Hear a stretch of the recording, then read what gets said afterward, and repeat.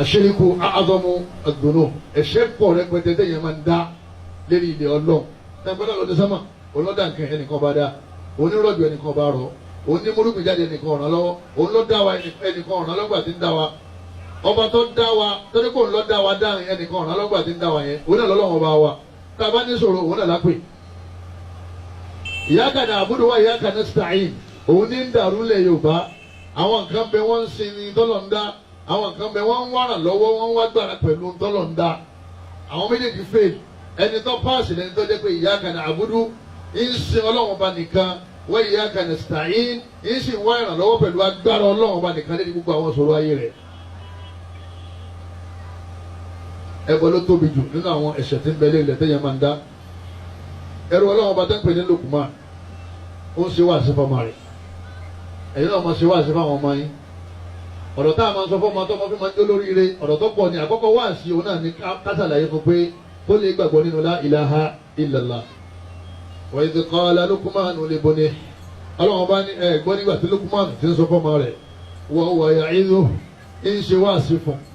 àkọ́kọ́ wáàsí wa jàmáà kí ni ó máa jẹ́ ládùúgbò tá a bá ti dé àwọn ọmọ tá a fẹ́ tọ́ àwọn jàmáà tá a fẹ́ rè kí ni àkọ́kọ́ wáàsí wa wa huwa ya'idhuhu ń ṣe wáàsí fún ya bunayya ó ní wọ́n máa mi la tushrik billah mọ́mọ́ mú ẹbọ pẹ̀lú Ọlọ́run inna shirka la zulmun azim ìmú ẹbọ pẹ̀lú Ọlọ́run ọba ìmú kankan téèyàn ọmọ gbàgbọ́ yàtọ̀ sí Ọlọ́run ọba táàtú gbàgbọ́ ńlọlọ́run àbọ̀lágbára kan bí Ọlọ́run àbòsí tó tóbi jù ní o kò sí àbòsí tó tóbi lẹ́yìn rẹ̀. Suratul Luqman àyá 13 lọ́lọ́run ti sọ fún wa yìí pé ẹbọ ló tóbi nínú ẹ̀ṣẹ̀ téèyàn máa ń dá. Ànábì ní ala unabbi'ukum bi akbaril kaba'ir Ànábì ní ẹ̀sìn ní fún yín nírò ẹ̀ṣẹ̀ tó tóbi jù náà àwọn ẹ̀ṣẹ̀ qulna bala ya Rasulullah àwọn sàhábà ní rẹ̀ Ànábì Mùsá ìsàlàyé fún wa Ànábì ní al-ishraku billah ìmú nǹkan mi mọ́ Ọlọ́run ọba òun ní jẹ́ ẹ̀ṣẹ̀ tó tóbi jù tí ọ̀sẹ̀sẹ̀ ní lẹ́yìn rẹ̀ wọn. àyìnbó bá ti dìnnà yẹn Ọlọ́run kọ́lọ́run ọba òtó ọ Ọlọ́run òtó ọ ó dìnnà yẹn kọ́lọ́run ọba yìí sọ bá rẹ tó máa sìn ìpè nǹkan mi ni wọ́n máa sìn ó dìnnà yẹn Allah ó ìpè Ọlọ́run ọba yóò lè ràn ọ́ lọ́wọ́ àwọn ọ̀dọ̀ àwọn nǹkan bẹ tí wọ́n fẹ́ sá lọ tí wọ́n ràn ọ́ lọ́wọ́ nígbà wà àárín wa àtọ́lọ́run bá ti dàrú kí ló wọ́n ẹ̀ṣẹ̀ olóòtú wọn fẹ́ ṣèlé ayé tó tó bẹ́ẹ̀. Ànábì ní ẹbọ ní ẹ̀ṣẹ̀ tó tóbi jù al-ishraku billah. ẹlẹ́ẹ̀kejì nínú àwọn ewu tó wà fún ẹbọ al-ishraku billah tanaqqusun wa 'aybun nazzaha ar-rabbu subhanahu nafsahu minhuma. ìfẹ́ lórí sẹ́gbẹ̀ Ọlọ́run ọba ìtàbùkù Ọlọ́run ni láì fi ní jẹ́ fọlọ́run ọba Ọlọ́run sì ti fọrẹ́ mọ́kò bí láì fi àti ìmọ̀ àtàbùkù rẹ̀ tọ́wọ́ bá ti gbà nǹkan mi gbọ́ ọ̀tàbùkù Ọlọ́run nítorí pé tọ́lọ́run kan ṣe kò sí tó lè ṣe sórí àṣẹ ìjọ ṣẹlẹ̀ lérí ilẹ̀ ayé gbogbo ìjọba ṣẹlẹ̀ lérí ilẹ̀ ayé àṣẹ kan ní máa ń jọ ṣẹlẹ̀ ẹnìkan náà ló sì ní agbára lérí àṣẹ yẹn innama amruhu idha arada shay'an an yaqula lahu kun fayakun tí nǹkan máa fẹ́ ṣẹlẹ̀ lérí ilẹ̀ Ọlọ́run ó pàṣẹ lókè ni yóò pàṣẹ yóò ní kó máa rí bẹ́ẹ̀ yóò sì máa rí bẹ́ẹ̀ nítorí àwọn máa ní kó máa rí bẹ́ẹ̀ àtàjẹ́ àtòsó àtòsẹ àti bàrú àtòǹdè àtẹjò àti alásùn bẹ̀rẹ̀ àti gbogbo nǹkan táwọn èèyàn gbàgbọ́ kò lè gbé tọ́lọ̀ ní ọ̀sẹ̀lẹ̀ kọ́mọ ṣẹlẹ̀ tọ́lọ̀ bá sì ní ọ̀gbọ́dọ̀ ṣẹlẹ̀ gbogbo tọ́lọ̀ ń dápátá ò lè ní kó ṣẹlẹ̀ eléyìí ni wọ́n pè ní ìgbàgbọ́ ọ̀dọ̀ Ọlọ́run nìkan òun náà ni máa jẹ́ bẹ́ẹ̀ kó sì máa jẹ́ bẹ́ẹ̀ má jẹ́ bẹ́ẹ̀ kó sì ní jẹ́ bẹ́ẹ̀ ọ̀dọ̀ Ọlọ́run nìkan ló wà. al-ishraku billah Ọlọ́run bá aláwa ní ata amrullah Ọlọ́run bá ní ata àwọn afáàní qurbat amrullah qurbat as-sa'a Ọlọ́run bá ní ata amrullah ilé ayé ò ní pẹ́ tí ó fi parẹ́ o qurbat as-sa'a Ọlọ́run bá ní ẹ̀yin lérò pé ẹ̀mí ilé ayé ò tún gùn dáadáa sí Ọlọ́run ní kò ní pẹ́ mọ́ wala tasta'jilu Ọlọ́run bá ní ẹ má kánjú yà ẹ padà jẹ ẹ̀yin ẹlẹ́bọ ẹ má kánjú ìyà tẹ́ ń fọwọ́ fà ní ẹ padà ṣe kíni ẹ padà jẹ subhanahu wa ta'ala amma yushrikun Ọlọ́run ní tóbi fẹ́ mi Ọlọ́run èmi Ọlọ́run tí mo mọ́ kanga níbi kẹ́nìkan máa fi nǹkan kan sẹ́gbẹ̀ẹ́ mi Ọlọ́run ọba ní pé ń ṣe ń tẹ̀lé máa ń ṣe Suratul Nahl àyá alákọ̀ọ́kọ́ lọ́wọ́ àṣírìkù tashbihun lil makhluq bil khaliq. bí ẹ bá ṣe pé àwọn èèyàn bàjẹ́ bí ẹ bá ṣe pé àwọn èèyàn gọ̀ ìmọ̀ àṣẹbọ ìtumọ̀ ẹni pé òun fi tọ́lọ̀ ń dá òun fi ń wí ọba dẹ́dà òun fi creator òun fi creation òun fi ń wé creator ìtọ́lọ̀ ń dá ọwọ́ fi ń wé ọlọ́run ọba dẹ́dà ọlọ́run sì ní afaman yakhluq kaman la yakhluq afala tadhakkarun ọlọ́run ọba ní èmi tí mo lè dá nǹkan àtàwọn nǹkan tẹ̀ ń bọ tí àwọn ò lè dá nǹkan kan ṣé bákan náà wàhálà wa méjèèjì ṣé ẹ gbọ́rọ̀ ni àbẹ́ ẹ rí náà ni àbẹ́ ẹ rántí ẹ rẹ ní báyìí sọ ni. sọmọ pé lẹ́yìn Yorùbá gbogbo tẹ́ bá gbélé yẹn lọ́wọ́ pé gba kí ni ìyá yìí lọ́dà kí nìkan wọ́n jẹ ọlọ́run yóò jẹ dàbí tọ́lọ́dà ẹ̀yin jẹ́ máa ìjà máa dáhùn fa ìtọ́lọ́dà ni ó jẹ tí wọ́n bá nípa kí ni ìyọ̀ náà ó sì ṣé kí ni yẹn ìtọ́lọ́dà ni ó jẹ àbọ́lọ́ la ilaha illallah ló ti jẹ́ pé nǹkan méjì lọ́wọ́ al-khaliq wal-makhluq creation and creator òpin mẹ́ta tọ́ba tí wọ́n fẹ́ sin ọ̀fẹ́ sẹ̀sìn tá lọ́ máa sìn ọ́ máa sin creator wọ́n lè rí ẹ pé ẹni bá ń ṣe creation eré ẹ ti dàrú àbẹ̀lẹ̀ kọ́lọ́ba ṣe kí ni kọ́lọ́ba tuntun ni tọ́ba ní ìṣòro ọ̀dọ̀ ta lọ́ọ́ lọ ọ̀dọ̀ ẹni tó dá ọ kádàrá rẹ̀ ọwọ́ ẹ̀ lọ́wọ́ ọ̀dọ̀ Allah creator lọ onílọ́dọ̀ creation onílọ́dọ̀ àjẹ́ onílọ́dọ̀ ayé onílọ́dọ̀ àgbà onílọ́dọ̀ àfa onílọ́dọ̀ pásítọ̀. ìmáàfin tọ́lọ̀ ń dáwé ọlọ́run ọba wọ́n ní kọjá àlà ọlọ́run ọba àti ntọ́dá wọ́n ìṣẹ́gbẹ́ o wọ́n ìṣe kíni wọ́n ìṣẹ́gbẹ́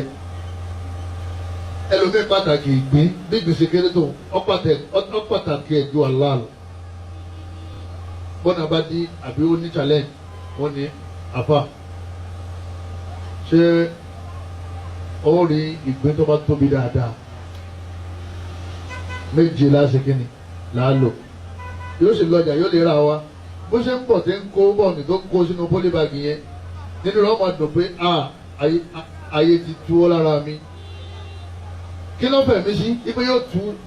tú ìbànújẹ́ àti wàhálà kúrò nínú ayé kí ló fẹ̀ mí sí mọ́ ìgbín nínú òun àti ìgbín ta ló dúra wọn lọ. gèfèrí gọ̀ èyí ò ní jẹ́ gèfèrí àfi kọ́kọ́ ṣe kíni àfi kọ́kọ́ gọ̀ wọ́n àkọ́dé karramna bani Adama ọlọ́ọ̀ni èèyàn mọ̀nàbí Adama agbẹ́yìn lọ́la lẹ́ni gbogbo dáadáa ìwọ́jú ìgbín lọ ọwọ́ á ní sọ̀rọ̀ ọwọ́ á lọ lè bá gbìn ẹlòmíì ejò ní ọlọ́ọ̀lẹ́ bá ejò ẹlòmíì ẹja àrọ̀ kò sí ní ṣètánì ò lè gbé síwájú yẹn pé yọ yẹn tó sọ̀rọ̀ yẹn ọ jẹjẹjẹjẹjẹjẹjẹjẹ fáá wàláyé ọwọ́ rẹ̀ ní bá tọ́ fẹ́ tọ́lọ́wọ́n bá fún ọ. ẹlòmíì irun ni irun abíyá irun abẹ́ gbogbo orun náà ni wọ́n máa lọ fún náà máa jẹ yọ jẹrun kò ìtọ́lọ́wọ́n bá fún kò ní ṣe kí ni kò ní ní kọ́dà ẹlòmíì ń jẹ̀gbẹ́ ibi táwọn èèyàn bá ẹ bọ́dé wọ́n ṣe kí ni wọ́n ń jẹ̀gbẹ́ ìgbẹ́ gbígbẹ́ wọ́n ń jẹ ìgbẹ́ tútù wọ́n ń jẹ gbígbẹ́ wọ́n ń jẹ ẹnìkan ò ní máa so oògùn kó lóun ò lè jẹ nǹkan kan ẹni bá ti ń so oògùn gbogbo nǹkan ló lè jẹ gbogbo nǹkan ló sì máa jẹ torí oògùn yìí tó gùn ni. àṣetáàní òun náà wàá pé ìgbẹ́ fún ọ náà sọ fún ọ pé ìgbẹ́ ní ọ̀là ọ wọ́n lè rí rẹ pé ìgbẹ́ ta bá yẹ wúlò. nígbà tá à ń gé ohun ní ilé ọ̀kan níjọ́ ẹ̀dá àmọ́ ilé ọ̀kan lọ́dọ̀ sọ wọ́n di mùsùlùmí lọ́dọ̀ máa sọ wọ́n di mùsùlùmí àwọn ìgbà síláàmù ti sìn wọ́n yẹ ṣe kí ni ẹja àmọ̀ sòdodo rọ̀ wọ́n yẹ ti ṣe kí ni wọ́n ìgbà síláàmù àti gbogbo àwọn fòró wọn àti gbogbo àwọn ẹ̀ka wọn wọ́n ìgbà síláàmù ti sìn o torí wọn ò tí ì rí ojútùú lá ilaha illallah yẹjú gbogbo onígbẹ̀yìn làwọn ti ń bá lọ dì sí àti ẹ̀fẹ́ lọ́nkọ́ lọ́wọ́ sọ wọ́n di mùsùlùmí ẹ má dàgẹ́ lé dàdúrà wọn ẹ má sàlẹ̀ àgbọ̀ lọ́wọ́ kó ṣe kí ni ọba tó fi Umaru mọ̀nà tó fi gba Islam kọ́ bá fà wọ́n náà mọ̀nà kẹta Islam òdodo tó mọ̀nà alẹ́ tá a gbọ́dọ̀ máa tara wa torí gbogbo ilé kí ó tún wọn bá ti tàwé ìdísíwájú wọ́n ń yẹn àgbàdo wọn sẹ́yìn kíni sẹ́yìn apẹ̀rẹ̀ wọ́n wá ní ẹlẹ́lẹ́ wá ìgbẹ́ àkìtàn wa a máa káàkiri ìgbẹ́ tẹ̀ mẹ́ni tọ́yà ìgbàgbọ́ náà ni pé bẹ́ẹ̀ bá ti rí tẹ ṣáájọ́ tẹ lọ́tán wọ́n tó lè ní ẹ̀kọ́ lẹ́mọ̀ fi ṣe kíni lẹ́mọ̀ fi mu ó burú jù bẹ́ẹ̀ lọ kí ni wọ́n ṣe tọ́wọ́ pẹ́ náà bá ṣàánú rẹ̀ wọ́n kàn ní súnà ni ọ̀wọ́ gbórí kó tó já sójú ọ̀nà. nígbà míì irun àfin irun kí ni mo gbé irun àfin lẹ́ẹ̀ma kò nílé bábà ife bóyá ọlọ́ọ̀lẹ́ ní kí àfin ó ṣe kí ni àfin tó bá wọnú ilé bábí ìsàdúrà yìí èyí ọ̀nà lè gẹrun kíláàsì jọ́nà èmi náà fẹ́ gẹrun ó sì máa fojú wò ó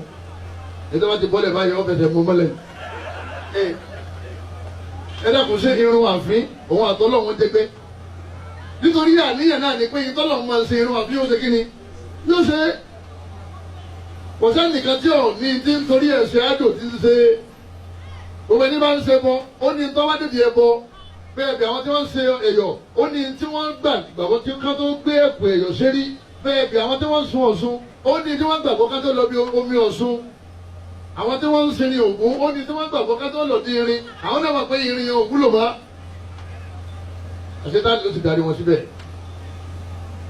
Ọlọ́run adúpẹ́ o Ọlọ́run adúpẹ́ mọ̀jẹ̀ adún ṣìnà máa tọmọtọmọ mọ̀jẹ̀ adún ṣìnà máa tọmọ ọmọ àti gbogbo ọ̀nàdínà wa Ànábì wa Ibrahim alayhi salatu wa salam ọ̀rọ̀ táwọn sọ ọ̀rọ̀ tó nídìí àdúrà nípa bọ́lọ̀wọ̀n ọba fẹ́ràn yàn kò ní fi tàwí ìdíyẹ yàn Ànábì Ibrahim ó ní wọ Ọlọ́run wajannabni wa baniya an na'budal asnam ìwọ Ọlọ́run mò ń bẹ̀ ọ́ pẹ̀lú agbára rẹ̀ mò ń bẹ̀ ọ́ àtẹ̀mí àtàwọn ọmọ mi àtàwọn ọmọ mi mọ́ṣá ilé wa jìnnà sí àṣùnà ìmọ̀ bọ̀rìṣà ìmọ̀ bọ̀ tọ́lọ́run bá dá ìgbà tọ́lọ́run dá lọ́lọ́run ọba mọ́ṣá wàá là wá ń bẹ̀ ní Sufi wá délé ní lòun sọ fún wa pé bàbá ti rí di Allah tábà ti rírin Allah tábà ti rí yẹ̀pẹ̀ Allah gbogbo tábà ti rí Allah náà ni mo ní ashirkul mujaddadu ẹbọ tí ṣètò tún ṣe kíni ó tún wá rìn níwèé ọsùnmọ́dì tuntun fáwọn èèyàn lọ́wọ́ ọlọ́run láwọn tí wọ́n ń pe Láàtà àti Òòṣà ẹlẹ́bọ ni wọ́n Láàtà àti Òòṣà ẹnìkan wọ́n ń pe Ṣéhù olóhùn èso ẹlẹ́bọ nítorí pé Ṣéhù ni Láàtà creation ni Ṣéhù náà kọ creation ni ìtọ́lọ̀ǹda ẹni bá ti pe ìtọ́lọ̀ǹda ẹlẹ́bọ ni. nínú àwọn aburú tó wà fún ẹbọ ńlá la yaghfirullahu li sahibi shirki mimma ta'ala ẹni bá kú lérí ẹbọ ńláńlá lẹ́yìn tá a padà ṣàlàyé yìí àwọn àlùfáà ní ọlọ́run ò ní fẹ́ríjì yẹn o ọlọ́run ní segin ọlọ́run ní fẹ́ríjì kò ṣiṣẹ́ ní tó lè bọ́lọ̀ sọ ọlọ́run lérí bẹ́ẹ̀ ní Quran Suratul Nisa ayah 48 ọlọ́run inna Allaha dájúdájú òun ọlọ́run la yaghfiru an yushraka bihi òun ò ní ṣàforíjì fẹ́ tó bá ṣe ẹbọ pẹ̀lú òun tó bá kú lérí ẹ̀ wa yaghfiru ma duna dhalika liman yasha bẹ́ẹ̀ bá ṣe bọ́ mi àbí tẹ́yìn bá ṣẹ̀ṣẹ̀ mi tẹ́yìn bá ṣẹ̀ṣẹ̀ mi tí èyí ṣe ẹbọ ọlọ́run máa ń dọ́bà wò wọn ọlọ́run ọba òun lè fẹ́rí níjọ́ àlùkìyámà bí ọba sì wò òun òun òbí síná yóò padà wà Jánnà nígbà tí ò ṣe bọ àmì tó bá ṣe bọ la yaghfiru ọlọ́run lòun ní yọ̀ǹda ẹ̀ kò sẹ́ni tí ó bẹ̀ òun tó ń fi yọ̀ǹda bọ́lọ̀ ṣe fún ànábì létò yẹn bọ́lọ̀ ṣe fún ànábì létò yẹn ọlọ́run ọba ni má bẹ̀ mí fẹ́ lẹ́bọ má bẹ̀ mí fún ẹlẹ́bọ torí ìnífẹ̀ríjì talo tó wá nípò tó wà nípò wa Muhammad sallallahu alaihi wasallam ashirku al-akbar yuhbitu jami' a'mali al-'abd as-salihah wọ́n ní gbogbo sẹ́ẹ̀rẹ́ tí ẹlẹ́bọ bá ṣe sẹ́ẹ̀rẹ́ yìí tó ti ṣe sẹ́yìn kó tó di pé ó ṣẹbọ yẹn kó tó mọ síngbẹ́rẹ́ yẹn kó tó di pé ó síngbẹ́rẹ́ kó tó di pé ó wẹgbẹ́ awo kó tó di pé wọ́n náà lọ lè darapọ̀ máwọn àgbà kó tó di pé wọ́n náà bẹ̀rẹ̀ sí máa lọ lè tẹ̀fá ó ti láwọn sẹ́ẹ̀rẹ́ kan tó ti ṣe tó ní tó bá ti ṣẹbọ báyìí tó bá ti wẹsẹ̀ báyìí tó bá ti mú nǹkan mímọ́ ọmọ lọ tó bá ti bá wọn bọ̀rìṣà dílé òòṣà àdábọ àbóòṣà àjọbọ tó bá ti bá wọn ṣe báyìí gbogbo sẹ́ẹ̀rẹ́ tó ti ti sẹ́yìn wọ́n ti parẹ́. èyí tó bá tó wá ṣe lẹ́yìn ìgbà tó tara bọ́ ẹbọ yẹn títí tó fi kú wọn ní kọ́lẹ̀ fún. ọlọ́run ọba lọ́sọ bẹ́ẹ̀ ní kọ́ra ọlọ́run wà laqad uhiya ilayka ọlọ́run ọba ní èmi ọlọ́run mo ti ránṣẹ́ sí wa Muhammad wa ila alladhina min qablika mo sì ti ránṣẹ́ sí àwọn tó ṣíwájú rẹ̀ ipe gbogbo yẹn sọ̀rọ̀ ayé o àwọn olóṣèwájú ànábì àwọn ànábì ọlọ́run tó ti ṣíwájú wọn lẹ́yìn àṣírákìtà ìrẹ́ ànábì ìwọ ni ń bá sọ̀rọ̀ ìwọ ni ń bá sọ̀rọ̀ àṣírákìtà ṣíríkù tó bá ilé mú kankan mímí ọlọ́run ọba tó gbàgbọ́ yàtọ̀ sí mi la yahbatanna amaluka gbogbo iṣẹ́ rẹ tó ṣe ó sì ti bàjẹ́ wala takunanna minal khasirin ọ̀ wà padà wà nanna yóò di dandan kọ́ wà nínú àwọn tí yóò ṣòfò láyé àti lọ́run ọlọ́run dájú kọ́ àdéhùn pé yóò ṣòfò ní máa ń ṣe bọ́ àwọn sọ̀rọ̀ ẹ bọ́ wọ́n gbé àwọn àfáà ni wọ́n gbé fún yín nígbà wọn láàdá bí yóò ṣòfò tí máa ń ṣe kí lóun àbọ̀ ṣe kí lóun fẹ́ ṣe òun ti àdánù ti bá òun ti pẹ́tipẹ́ wọ́n máa ń sọ̀rọ̀ ẹ bọ́ máa ń sọ̀rọ̀ lèmọ́mù wọn ránṣẹ́ à ń sọ̀rọ̀ ẹ bọ́ à ń sọ̀rọ̀ mísánà lára ṣe ọ àwọn ọmọ pípọ̀ ṣe ti ṣe ìdáhùn rẹ wọlé bá àlùkùránì lọ́ọ́ máa kà ló fi gbẹ́sì yé má gbọ́rọ̀ kọ́rọ̀ bá àfa bá ń sọ̀rọ̀ tí máa ń sọ tó wà ní kùránì nìkan ni kò máa gbọ́ tí máa ti ń sọ tara rẹ̀ ọ̀gbọ́dọ̀ ṣe kíni ọ̀gbọ́dọ̀ gbọ́ súrọ́tù Az-Zumar aya 65 lọ́lọ́ tó ṣe kíni lọ́lọ́ tí ń lérí sàdẹ́bì bẹ́ẹ̀ ẹni tó fẹ́rẹ̀ jù náà nìyẹn ó sì sọ fún un pé mo fẹ́ràn rẹ o àmọ́ tí ò ní jẹ́ fẹ́ràn rẹ mọ́ òun náà ní kọ́ máa ṣẹbọ nígbà wọn wọ́n dọ̀ ànábì ikọ́ ọlọ́run ló wọ́n sọ sínú àwọn tí ó ṣòfò tó bá nìkan ti ń bọ àwọn àtàwọn jẹ́ mùsùlùmí kọ́ nígbà ọlọ́run bá ọ̀rẹ́ rẹ̀ sọ̀rọ̀ bá ọ̀rẹ́ tí ò sọ̀rọ̀ mi tó tó mọ́ lọ́dọ̀ rẹ̀ ìwọ náà mọ̀ kó ń ṣe kàní ìwọ náà sì mọ̀ kó ń ṣe kàní ó ń ṣàbòsí alẹ́ àkóso ṣàbòsí fún ẹ̀mí ara rẹ̀ ló ń ṣàbòsí fún ibi ọba tara bọ̀ tó lè wá agbára burúkú kan ọba wa kọ́lé tó fi dídá àsìkò tó lọ́n fẹ́ kọ́lé fún ọ tẹ́lẹ̀ àbọ̀fẹ́ ra lẹ̀ fún àbọ̀fẹ́ ra mọ́tò fún ọ wà pé àwọn afáàkàn mọ́ ọdún bẹ́ẹ̀ alhamdulillah àti wọ́n mọ̀ kọ́ lọ́n bẹ̀ alhamdulillah lẹ́nu tiẹ̀ bàbá àgbà pé aláwọ̀ àmì ṣe ọ́ tara bọ̀ tara bọ̀ ìwọ ni wọ́n pè ní mọ̀nàfìkì ọ̀jẹ̀lérò èjẹ̀lé ogúngún mọ̀nàfìkì ọlọ́sìn ní inna Allah jami'ul munafiqina wal kafirina fi jahannama jami'a ọlọ́run láwọn mọ̀nàfìkì ní wọ́n mọ́sálásí àtàwọn kèfèrí táwọn ọ̀wá ojú kan náà ládàá wọn sí. innal munafiqina fi darkil asfali minan nar ọlọ́run wa ní àmọ́ àwọn mọ̀nàfìkì o àpò àwọn lékè òkè lápò àwọn sí àwọn káfíìrì ó wà ń sálẹ̀ já àdínámà torí pé òkè gbóná ju ìsàlẹ̀ lọ àmín ìsàlẹ̀ ládàá wọn sí ìsàlẹ̀ ládàá àwọn mọ̀nàfìkì torí ìsàlẹ̀ gbóná ju òkè lọ aṣọ wa kó àwọn kèfèrí lè ìwọ tó ń kẹrù tó ń sógun ìsàlẹ̀ lọ́wọ́ wà torí mọ̀nàfíkì ni wọ́n ìwọ ń fọlọ́run sí yẹ̀yẹ́ mọ́sálásí ó ní Allahu Akbar ọlọ́run tóbi kí ni ká sì tóbi nínú ẹ̀mí rẹ bọ́lọ̀ tó tóbi àbó tóbi jọ lọ́nà lẹ́mí rẹ ẹni tí máa ń ṣẹbọ kò lè wọnú Islam fóun bá ń pèrè mùsùlùmí kì í ṣe mùsùlùmí títí tó fẹ́ bọ́ náà lẹ̀ ọlọ́run bá ní báyìí táàbù wa aqamu salah ọlọ́run bá ní tí wọ́n bá túbá kó mi kí ni khalawul awthan tí wọ́n bá túbá kó mi ìbọ̀rìṣà wa aqamu salah tí wọ́n wá kírun wa atawu zaka tí wọ́n sì yọ zaka fa ikhwanukum fid-din nígbà náà ni wọ́n tó di ọmọ ìyá yín nínú ẹ̀sìn tí wọ́n bá túbá kó mi ẹbọ wọ́n yẹ sọmọ ìyá yín nínú ẹ̀sìn ìtumọ̀ ẹni pé ẹ máa pè é lẹ́lẹ́sìn ó dìgbà tó bá ní